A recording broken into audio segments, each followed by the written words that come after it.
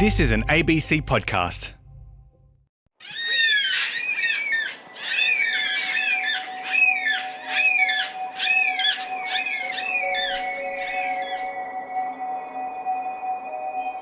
Hello, Rudy Bremer with you for Away, Indigenous culture on Radio National. Today, deadly science and even deadlier scientists. Corey Tutt is a finalist for the Australian Museum's Eureka Prize. He joins us to share what the nomination means to him and discusses why we need science literacy in our communities. There is a lot of mistrust in the government and the science, and for good reason. This is stuff that is systematic, and how we combat this is by being clear, precise, to the point, be honest. Don't scare them into thinking that, there's a real shame factor. Like, there's a lot of people that I know that have had COVID and they're too scared to talk about their experiences because they are being shamed into thinking that they are the person that's infected Nan. Ngamba woman Trish Frail shares what the lockdown is like in the Western New South Wales town of Brewarrina. And we hear from Butchulla artist and writer Dr. Fiona Foley. Stay with me, here on Away.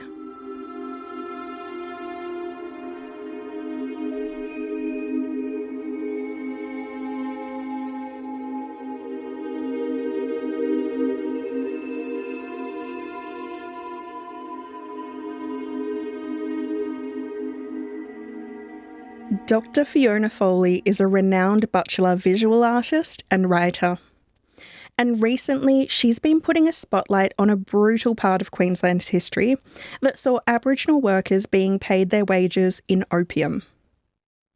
As well as her prize-winning book, Biting the Clouds, which took home the Queensland Premier's Award last week, Fiona has created a photo series called Magna Carta that was published in the Griffith Review, along with an accompanying essay. I spoke with Fiona about her work and telling stories across different mediums. Stepping back in time for me is a place where you can think before the madness of the colonial project. So history in Queensland was quite brutal with the takeover of land and the killing apparatus that was targeting Aboriginal people on their homeland through the mounted native police force. So before all of that greed and destruction was taking place, one would have to assume that Australia was a type of utopia before the colonial brutality unfolded. That's how I view Australia. There's been a lot of discussions in literary spaces about the interest that blackfellas have in writing dystopian stories is that we are living our ancestors' dystopia. I'm really fascinated by the way that you are working within that same idea, but in a photographic sense. What is magical realism from a visual point of view and from a photographic point of view? Well, it really comes from literature world with South American writers like Isabel Allende and the other author whose name I can't remember, who's well known. Gabriel Garcia Marquez? Yes, that's right. So really comes from their writing talking about magical realism. And so how do you reinterpret that in a visual way? Well, I think you just make up scenes that sort of connect to a type of spirituality that is not real. So I guess that's why the woman in the red dress appears in some of the scenes from the photographic series, The Magna Carta Tree. There's no rhyme or reason why she should be dressed like that in the Australian landscape, like a tea tree swamp, for instance. How does she configure in that arrangement? So there's no explanation why. She just is there. And that's a part of letting your imagination run wild, I guess, to create things that people haven't seen before in the world. I guess a part of my thinking is let's create new images that depict Aboriginal women in a beautiful way that hasn't been seen before. In terms of stories we haven't heard or seen before, or at least not often, in your photo series you've included an image set in an opium den. What was the significance of that image? The reasons why Aboriginal people were taken out of the township of Maryborough was because opium was prolific in a lot of towns in Queensland up until the introduction of the legislation called the Aboriginal Protection and Restriction of the Sale of Opium Act 1897, and it was introduced shortly after it was passed late in that year, and Archibald Meston, the first protector of Aborigines in the South, set up a mission at White Cliff, which was relocated about 8 to 9 miles north of White Cliff to the Gimba Creek mission. And he took across to the island in the first batch 51 Butchulla people who were living around the fringes of Maryborough, and then another 23 Aboriginal people from that location, or Butchulla people, followed. And it was the first experiment to take Aboriginal people and dry them out from the effects of taking opium ash, which was given to a lot of Aboriginal people to addict them as a free labour force for various industries in Queensland. So Maryborough, the white folk were complaining of the eyesore of Butchulla people in a bedraggled state around Maryborough, so they wanted them rid of the township. So they accomplished that. And then the other thing is that today Maryborough is very well known for a particular woman, a festival, a bronze sculpture, traffic lights, and a dedicated building, which is to Mary Poppins. And it's the author who was born in Maryborough but didn't live there for a very long time. So all of the tourism hinges on the Mary Poppins story in Maryborough.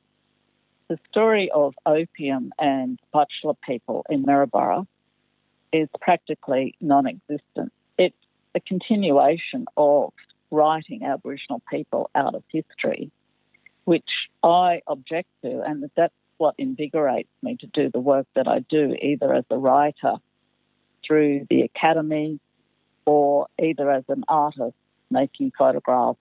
And I think that's really important to talk about this history, that if we don't, as a Butchulla person, then the white folk of Maryborough certainly not going to talk about it because they don't know about it, but they would also be ashamed of their history.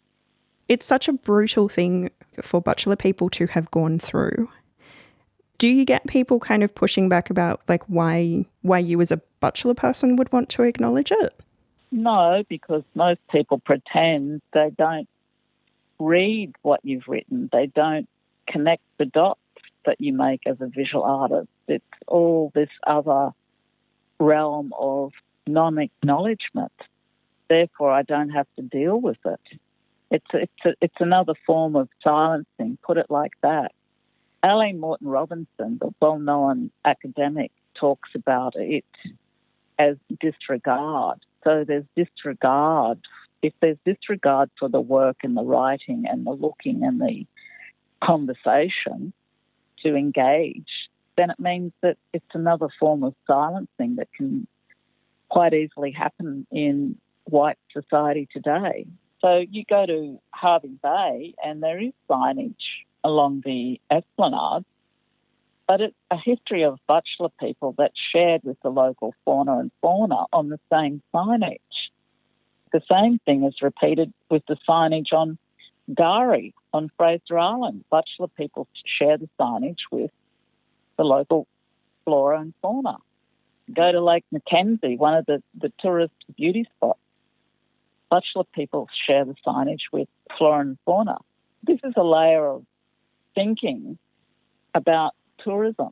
That's what Aboriginal people, because they don't interact with tourists, the millions of tourists that go to Fraser Island every year, because we were taken off the island in 1904.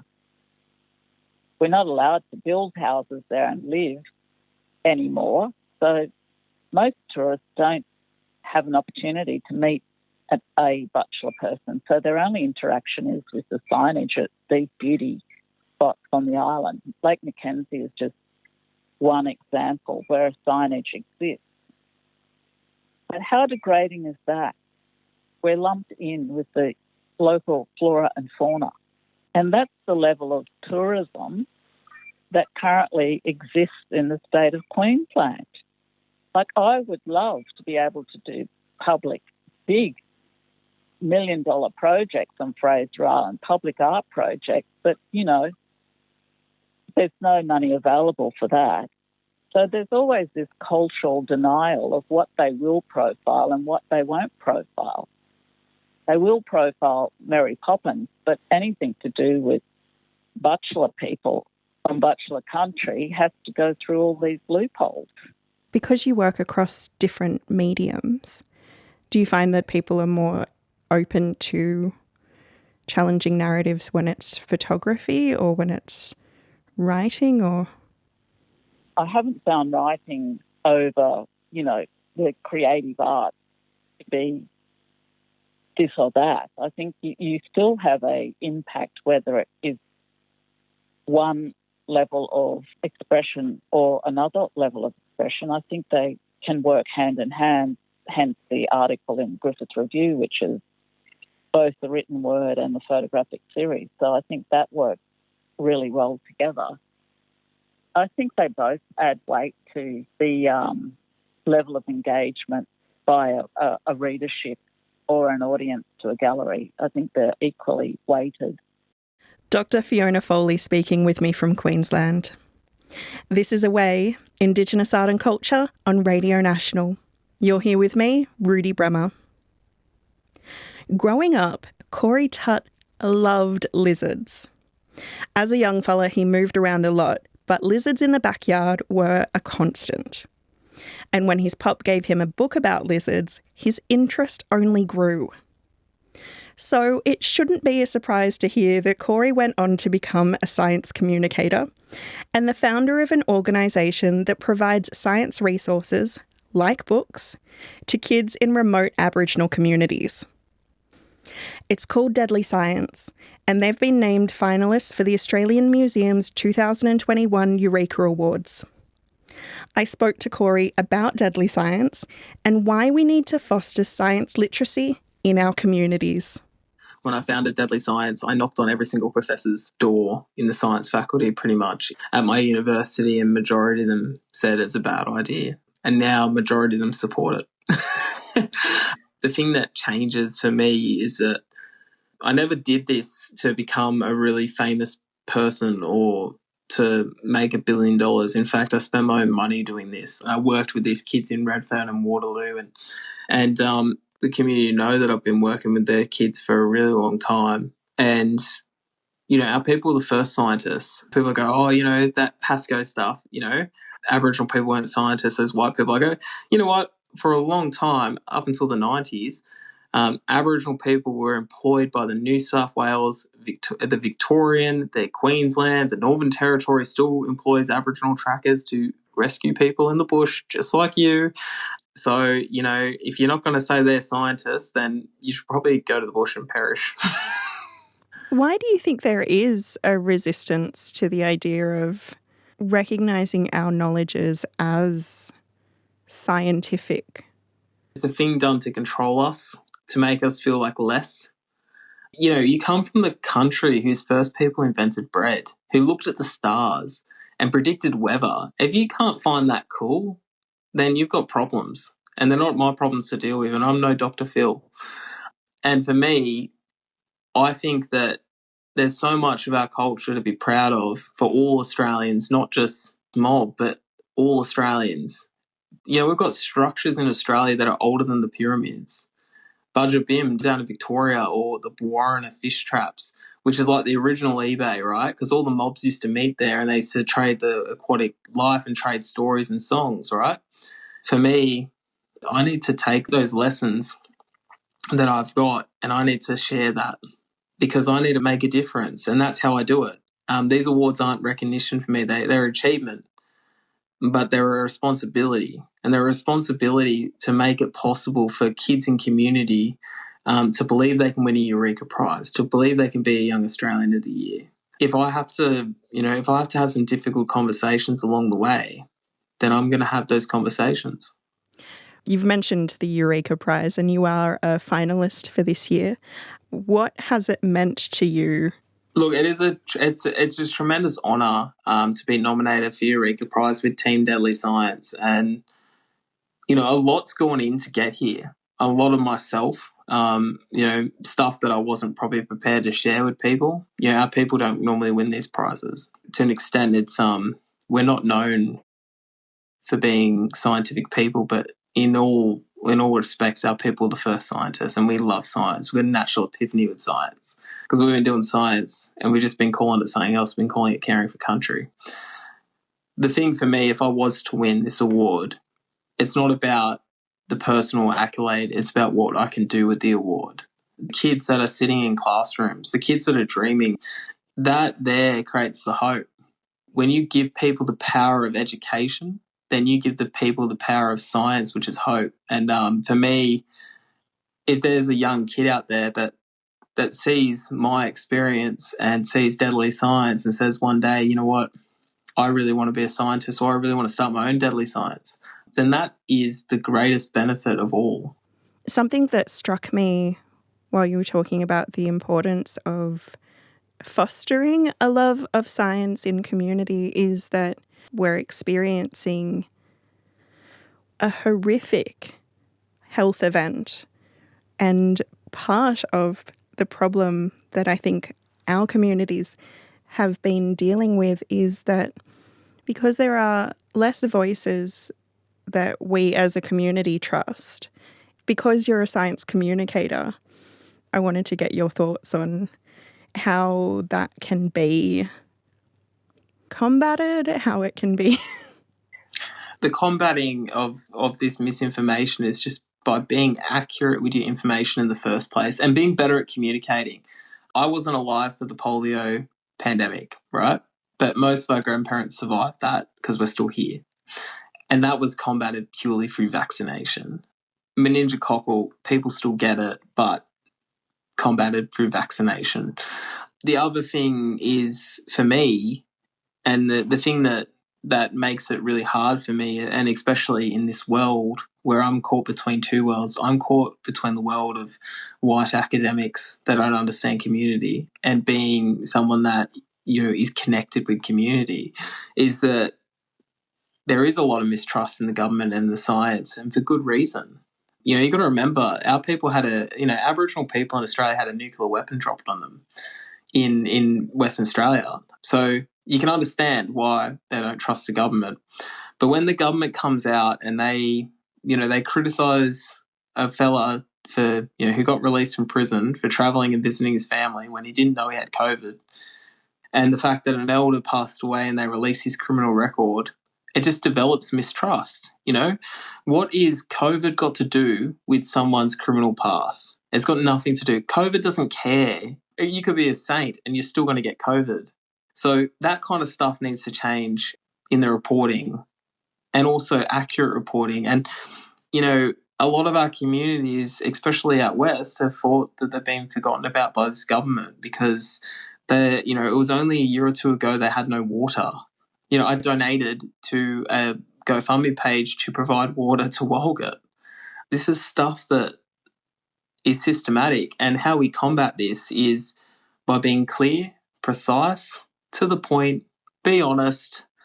Don't scare them into thinking that, there's a real shame factor. Like, there's a lot of people that I know that have had COVID and they're too scared to talk about their experiences because they are being shamed into thinking that they are the person that's infected NAN. They're the person that's responsible ultimately for infecting old people. And it's ultimately, look, I hate to be critical of governments because I don't like to be critical of people who do a job that I couldn't do myself. But the thing is that they don't really want us to band together and stick up for each other, and help it. They want us to be divided because it's a lot easier for them to say that we're socially disadvantaged when we say that. But when we bind together and we help and we look after our mobs out west and we care, then that makes it really hard for them to say, okay, we're going to help this community, but we're not going to help this community because this community doesn't represent us. They don't have a seat with our government, So for me, I just think that personally that we need to get our messaging right and we need to control the messaging to our communities, and be honest and reliable with the communication and be accountable. Most aunties, most uncles, if you make a mistake, you put your hand up and you say, oh, look, I honestly made a mistake, I'm very sorry for it, they will be okay with it because you've acknowledged that you've made a mistake. If you compound that with a lie and you compound that with more lies, then eventually they won't trust you and they won't talk to you. And this is what we've had with the government. Look, I very briefly wanted to ask you about Cosmic Vertigo. I'll get you to tell me about Cosmic Vertigo and where the idea of making a podcast came from. So Carly Noon and I have been friends for many years now, and obviously as blackfellas in science, it's we're pretty few and far between. So we're all kind of tight knit and close. We call each other, we call each other regularly, and we tweet each other and we support each other. And I tried to make a Deadly Science podcast ages ago, and it was really important to do, but I recorded 10 episodes in monotone. So so I stuffed it. But Carly and I tried to record a podcast and we talk way too much. So it went for like 3 hours, and I go, no one's got time for that. But then an interesting opportunity came up with the ABC to host Cosmic Vertigo. And it's the first time, blackfellas have ever hosted that podcast. And and they said, pick a host for me. And I was like, well, I know nothing about astronomy, so I'm just going to pretend that I do. And I know someone who does, who will make me look really good. So I suggested Carly Noon.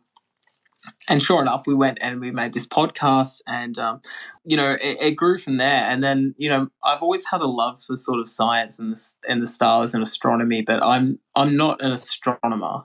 In fact, I work for animals and the land. That's kind of where my knowledge is. And it was really fun. It was really fun. We spoke about so much on the podcast. We spoke about people putting these giant telescopes on traditional lands of First Nations people in Hawaii. I suggested that we put one on Scott Morrison's house. So he, when he can't travel to Hawaii during the bushfires or during a global pandemic, he has a bit of Hawaii on his house. Look, I'm sure he would love that. He'll get better OzStar. You mentioned that this is the first time two blackfellas have hosted Cosmic Vertigo. And I wondered what you thought having that dynamic, having blackfellas talking about space, changed the show? I thought that it brought a sense of authenticness to it. Again, Carly and I, we didn't really think about the first two blackfellas to ever host, Cosmic Vertigo. People that have hosted Cosmic Vertigo, Lisa Harvey-Smith, even Dr. Carl's been on it. They're the biggest scientists in Australia. And for us, it was an opportunity to communicate with the rest of the science audience and let them know about, hey, we're still here, and let them into a bit of our world, and in the hope that, one, they would enjoy a smashing podcast, but then they would also, respect our people a bit more. And we wanted to be a bit funny about it too. There's some stuff that we talk about that's really serious, like gatekeeping and cultural appropriation, and things that are really sad, but it's also a really fun podcast. And like we talk about the Seven Sisters, we talk about Garagai, the dark emu in the sky. We talk about all these really cool things that our people do. And you know, it just like it didn't feel like Cosmic Vertigo this season. It wasn't the same. And there's probably some guy there shaking his fist going, "Oh, you guys have ruined it. Bring back Alan Duffy."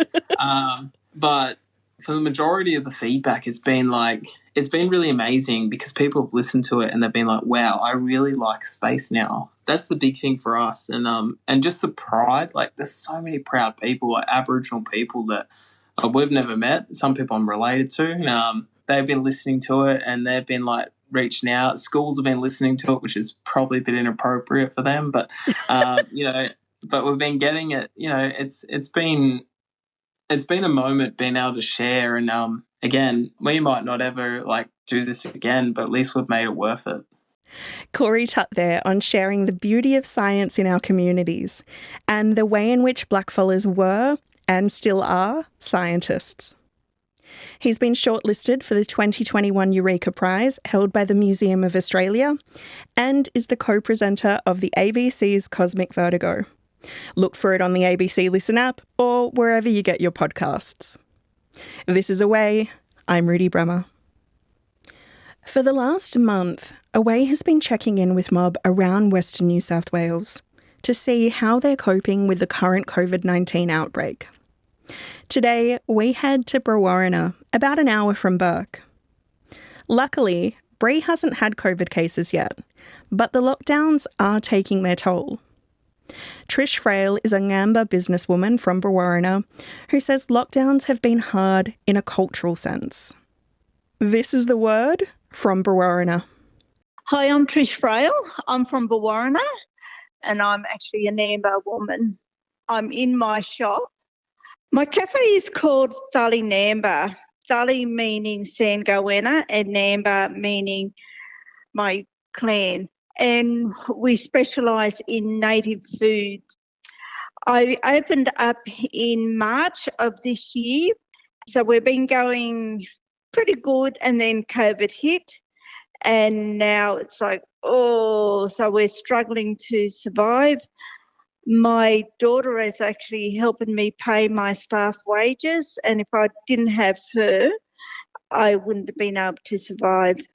I don't think we've had really any major support, as we weren't so much financially affected until near the end of July, August, and now September. And then it really hit us really, really hard. Just like all over the state, everyone just is sick of it. They want to get out. They want to be able to go out and socialise, and not just with friends, but, you know, they really want to go out and socialise with their family. Everyone just can't wait until it's all over. And people are now starting to plan, what are we going to do? You know, what's my family going to do when we can get out and socialise? And, you know, are we going to have a party, or, you know, are we all going to just meet up down at the club and take our children out for dinner? And, yeah, First Nations people, like our family connections are so big. Like, people are saying, you know, you can still go out and exercise, you can still do this, you can still do that. And somebody said, well, you know, you can still go out fishing. And it's like, when our people go fishing, we go and sit on the riverbank, and you've got half a dozen different families all on that same riverbank, and, you know, you can still, you're socialising, you're talking to each other. And so now we can't do that. So as much as we love our fishing, it's still, our cultural component is not meeting the exercise component of it. They didn't think about culture in regards to anybody's culture, and it definitely did not think about us as First Nations people, our culture. And that really reflects on what's been happening out here, you know, in Dubbo, Wilkenya, Walgett, Bourke, Bree and Gaduga. Like, they were all cultural aspects that the government had not planned for, did not know how to respond to. And people on the grounds had to step up and work with the communities, and and I mean that in terms of all the community had to work together. Out in small isolated communities, it's like it's just us as our mob, and we do it, but nobody's standing back and patting us on the back, but that's okay because we know what we do and we've done it. We're used to looking after each other.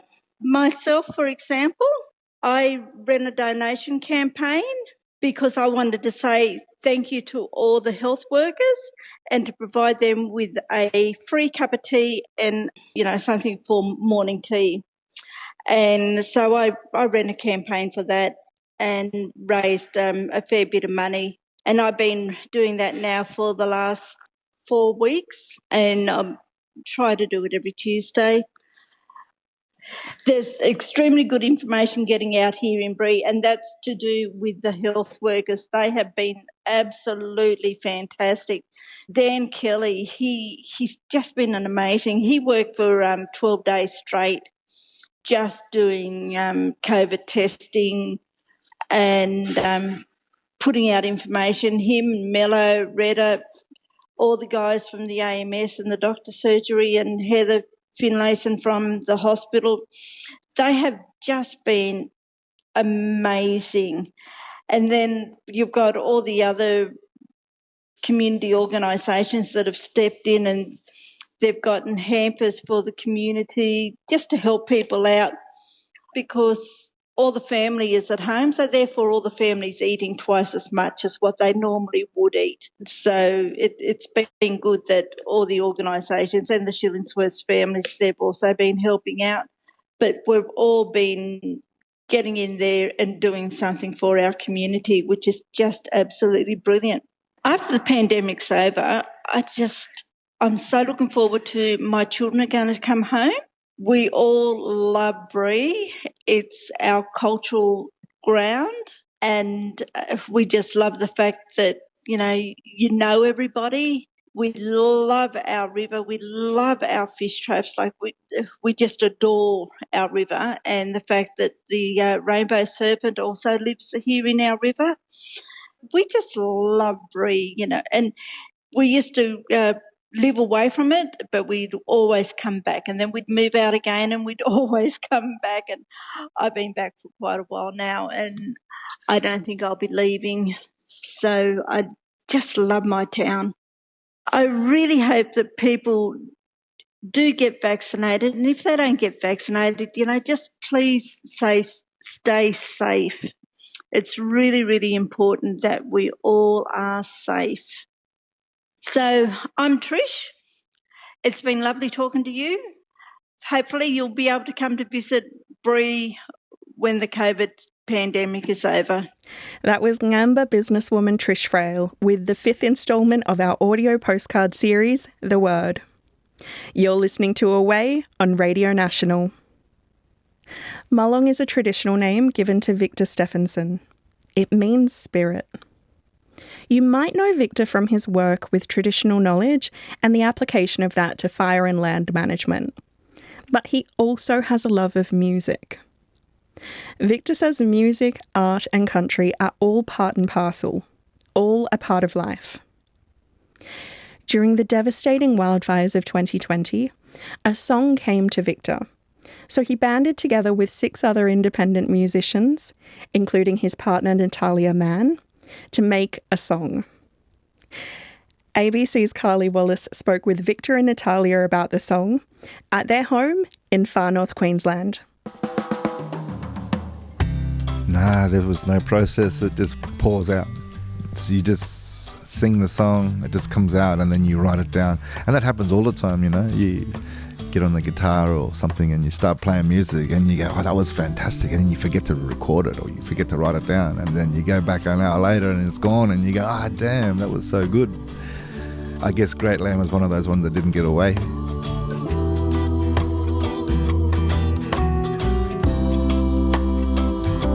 Oh, great land, I have nothing left to say. It happened around about early 2020 after those wildfires.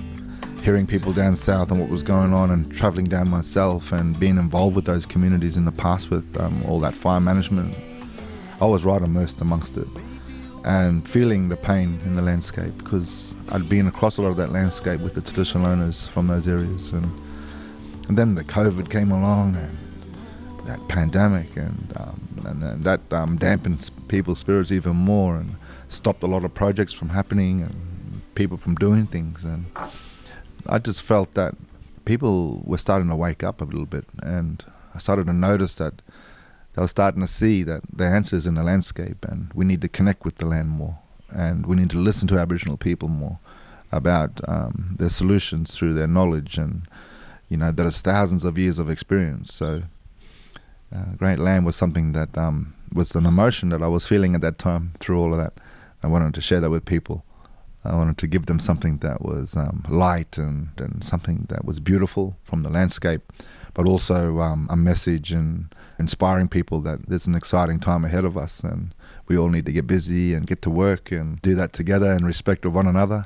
I guess it was just something to motivate that spirit. Ever since that time, there's been an explosion of interest around Aboriginal fire management.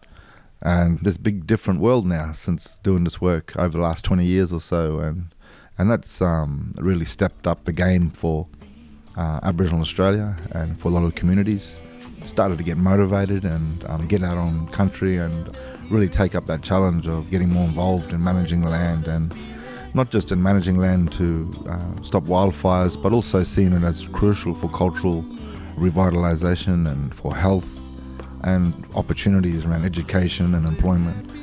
It's such an important goal for Aboriginal people to connect with their landscapes, and I'm just really happy that that is escalating, and a lot of people are getting involved, and the broader community too, the non-Indigenous Australians also getting on board and helping out. And I guess for me at this time and point is really working with people to ensure that Aboriginal people are there in the forefront and are there leading the way on their own country, and getting the opportunity to build relationships with each other and the broader communities, and that work will always keep going.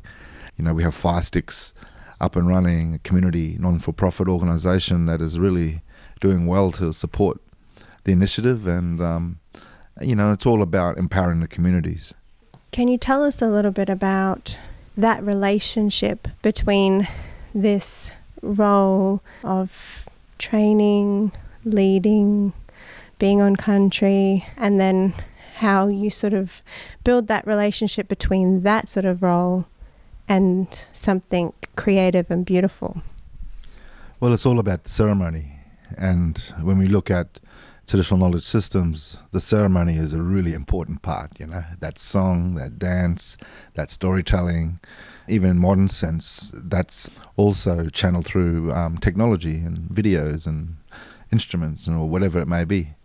And ceremony is probably the most important part of connecting all the dots. I know, and I've been taught that ceremony and song and dance and the arts is a crucial part of the challenges ahead, and educating people in different ways and forms, but more importantly, enjoying and getting excited about the future. The arts helps us to be able to give that to people and give hope to people, and to transfer knowledge in ways that people can gather it up in not just in a way of learning knowledge, but also healing. So ceremony is a big part of life, and it should be a part of everything we do, because everything is dissected, and we seem to have our land management be so corporatized or so bureaucracy all around it. And when you look at that in an Indigenous sense, Aboriginal people, they sang songs and dances and did ceremonies around all their practical application of management on land, and everything was celebrated. And I think that's a really important message. And there's actually also a video that you've released on YouTube. Do you want to just talk to what message you're trying to bring through the visuals as well? That footage was taken from local areas here in North Queensland to down in southern areas like in Victoria, and I went through the process of letting all the mobs know. I said, I'm going to put this on the video, and get them involved and feel proud that they're part of the film and the clip. And I did a lot of stuff in cartoon, different clips, and I did the musicians in black and white, and I did the country in beautiful colour. There's even scenes there in the subway in the city, and I did that to share that connection with city people too. They need that message as well. People everywhere need healing, and people everywhere need to connect or feel they're a part of something, and people also need to know that they can contribute, and know that this work is happening and that people are out there trying to care for land and that times are changing. I want to see our young people that are inspired by landscapes, inspired by culture, inspired by knowledge, inspired by the work ahead of us and looking after this planet. And I guess as a collective we need to involve everybody and try and touch everyone's hearts, and that's what I try and aim to do with the work, yeah. Your artist name is Mulong. Can you tell me a little bit more about that and what that means? Yeah, well, Mulong is a word that was given to me by the old people in Laura and Kukatapen, and the meaning of that word is spirit, and I like that. And so I started to use Mulong for my film work and just, the work I was doing personally around fire. And then when I started to create music, I just thought, well, I can't just use my ordinary name, So, I just said, okay, let's call it Mulong. Hi, my name is Natalia Mann. I am a harpist and a resonance artist. I've spent my life playing music. I've played all kinds of music and explored music, and my explorations have brought me to a point where I play resonance, and this is what I'm really obsessed with at the moment. We're both musicians and we're always making music. The really nice thing, if I may say, for Victor that I see is because he's been so busy doing the land management and the bureaucracy that, in fact, with his work, this is still part of it, but it allows him to be the artist that he is. I'm really excited to see Victor making music, but even more powerfully channeling the education that he wants to give to the communities into the music. And in the studio, he was really clear about what he wanted from each person. He always had in mind that there would be harp right at the very end. So I'm primarily a harpist. And he wanted just this little chord of harp just to finish the song. And he was adamant about it. And I took my harp into the studio and I tuned it up and I just for this little chord, but he was just so 100% sure that that was exactly what he wanted, and he told me, I want it played like this and like that. And we tried harp through the rest of it, but it, we were like, there's a couple of little bits, but it didn't really gel. Keys, however, and that organ sound that went through, that worked. The way that I approached the keys, because I do resonance music, and resonance music takes inspiration from landscape by tuning into landscapes. And when you tune into landscapes, you can really get very clear music. It's true that the hills are alive with the sound of music, and that's actually what I put into the keys there.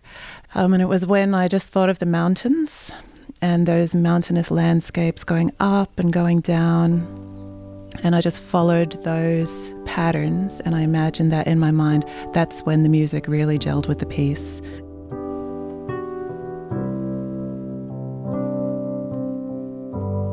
Just watching you here on your piano at home and the way your fingers sort of were moving across the piano actually reminded me of landscapes and hillscapes, just watching them sort of dip and weave. I call it resonant geometry. There's a vibrational pattern behind things, and it is there as you see it. The music of the mountains, it goes up and it goes down, and it has a heaviness and a weight to it and a warmth and love, like very nourishing warm, big, huggy sound. And it makes your hands go heavy on the keys and you walk these landscapes. Yeah. Has it affected you learning about what's happened with the wildfires? I'm Australian on my dad's side, 5 generations, and on my mother's side, I'm Samoan. And in Samoa, we have a song called Samoana, Ala Mai, and it means Samoa, wake up. And that's what comes to mind now, is Australia, wake up. Everybody wake up. The land is here. We're here. Everyone just wants to live happy life. Everyone ultimately wants to live on the landscape. That's what they work all their lives for a few moments of living on the land. But that reality can and should be part of our everyday lives.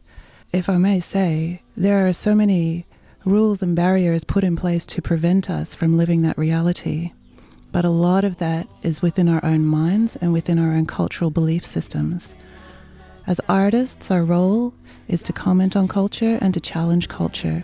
And this here, Victor's work, is always a challenge, in always a beautiful way, but always a challenge to wake up, to see things more clearly, to look at your culture, your society, your family, how you're living, and ask, how can I do this better? And here, the answer, connect to the landscape. Take your family to the land, go fishing, go swimming, go running in the sunshine, you know? Go dancing in the rain, like sit under a tree. That's the answer. Got to get back to the land, land, land. Yeah, yeah.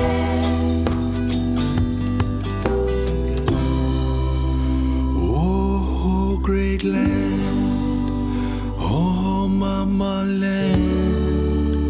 I think they understand now.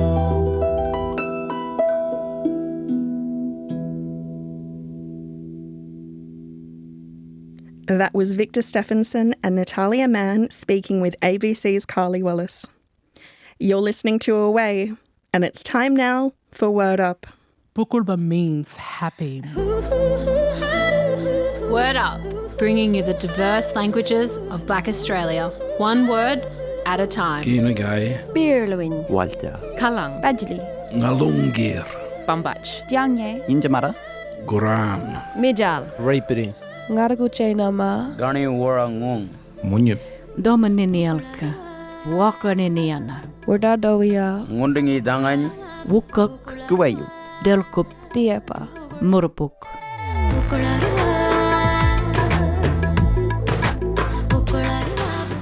Nata Guanyang, Nata Birpai Tangari Kalban. I'm Guanyan, a Birpai Tangari woman of the Gatang and Tangari language groups. I'll be sharing some Gatang language today, but before I do, I really just want to acknowledge Baraba Dangai Gal, my ancestors who fought for me in my countries, and what language we do have today, and that really walk with me today when I'm learning and sharing language. I also want to give my thanks and acknowledgement as well to those that come before me in the Gatang language revitalisation space. So without your hard work, we certainly wouldn't have some of the language and the words I get the privilege of sharing with you. So the 3 Gatang words I want to share are, the first one is Napigan. So Napigan is a kinship term, and it's quite a special one because it's for the mother's mother, but also for the daughter's daughter. So they share the same kinship term, Napigan. It's special because it alludes to the close relationship, the roles and responsibilities associated with the grandmother and the granddaughter kinship connection. When the granddaughter becomes older, she becomes the grandmother to the grandmother, therefore making her own grandmother her granddaughter, and then will care for her as such. So she takes on the roles and responsibilities of being a grandmother.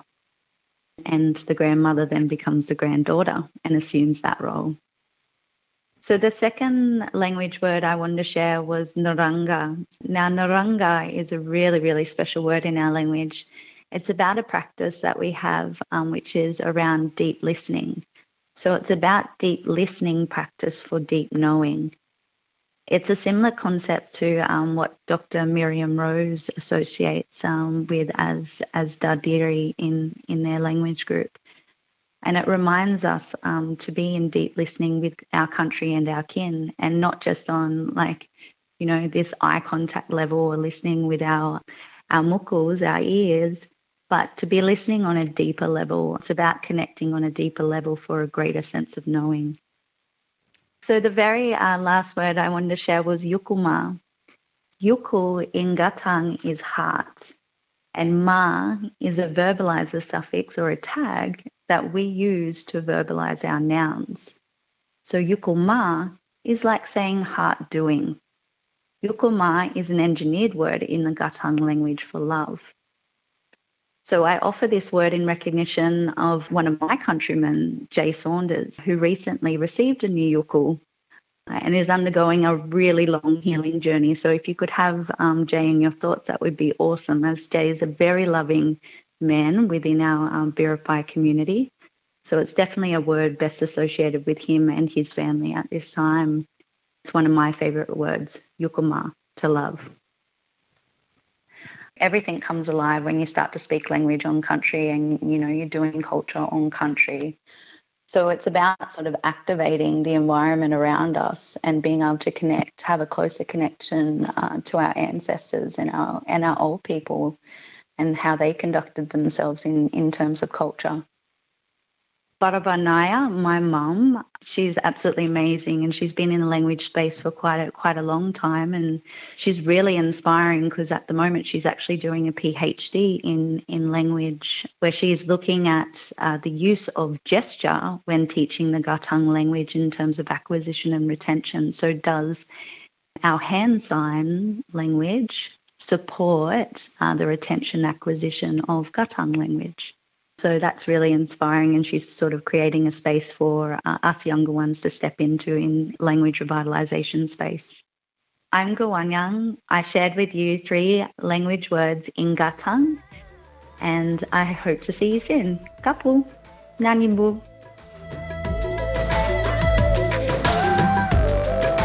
Word Up, bringing you the diverse languages of Black Australia, one word at a time.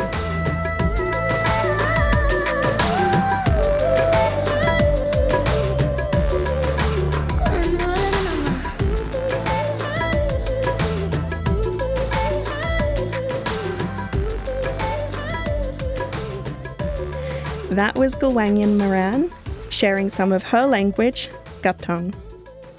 You can find the full series of Word Up on the ABC Listen app or wherever you get your podcasts. You can even hear a little more Gatang from Gawanyang's mum, Rhonda Radley. And that's all we have time for.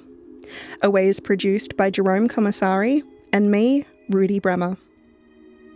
Technical production today by Andrei Shabanov. We'll have more Indigenous culture for you next Saturday at 6 p.m. and on Tuesday evening after the news at 9. Catch us online at abc.net.au/rn. Find Away in the program menu. Or tune in and follow us on the app. ABC Listen.